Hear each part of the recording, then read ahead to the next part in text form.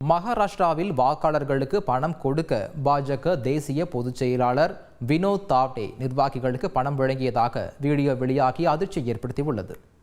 மகாராஷ்டிராவில் நாளை சட்டப்பேரவை தேர்தல் நடைபெற உள்ளது.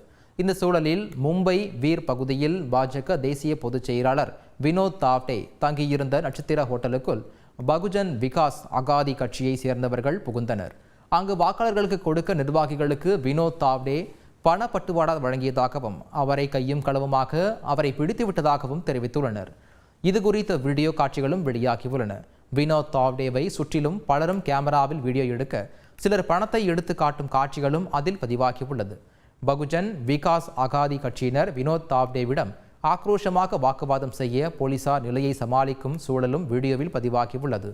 வினோத் தாவ்டே 5 கோடி ரூபாயை வழங்கியுள்ளார் என்றும் யார் யாருக்கு எவ்வளவு ரூபாய் வழங்கப்பட்டது என்ற விவரம் அடங்கிய டைரியும் சிக்கியிருப்பதாக